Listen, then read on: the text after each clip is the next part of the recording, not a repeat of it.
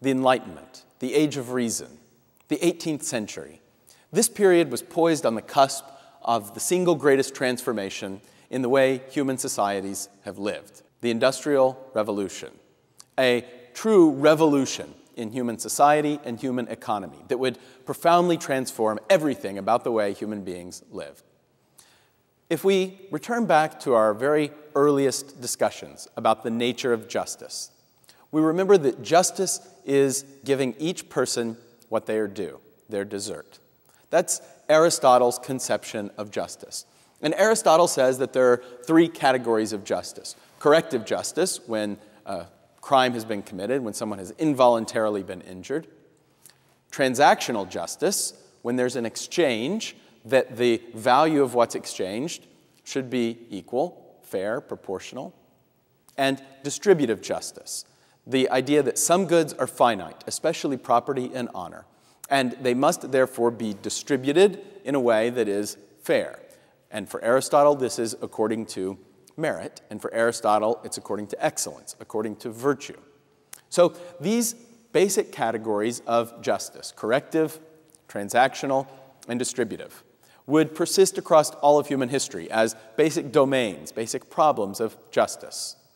And as we move into the Industrial Revolution, as we move from the Age of Enlightenment in the 18th century to the Age of Markets in the 19th century, we'll see that this transformation would fundamentally affect the way that human societies had to grapple with the problems of justice, especially the problems of transactional justice and the problem of distributive justice.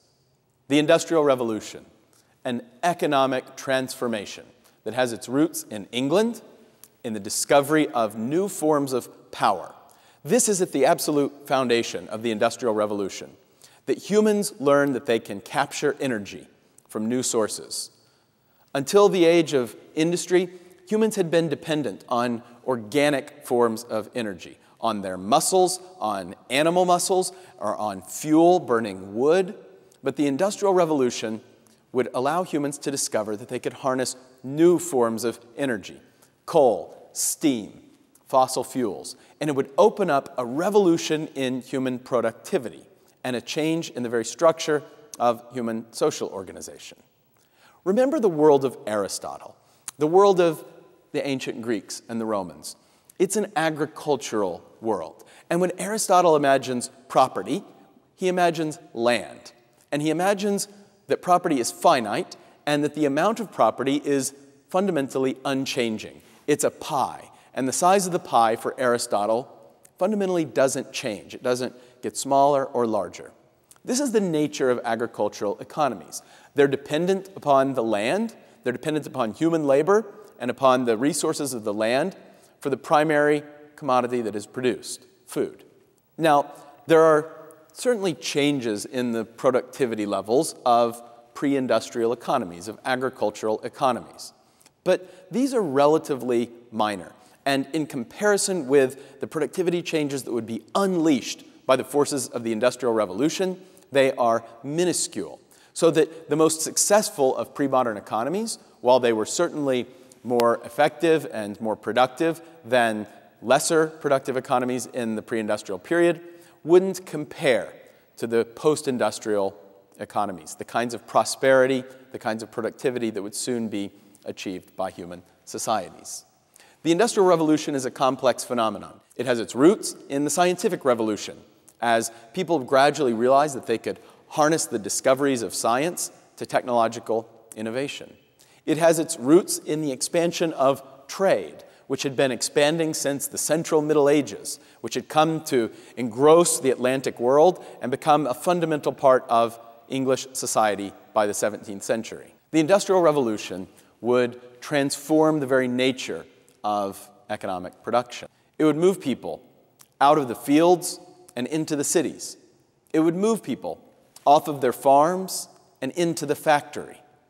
Manufacturing would eventually overtake agriculture as the dominant sector. In the world of Aristotle or Cicero, virtually everyone is a farmer.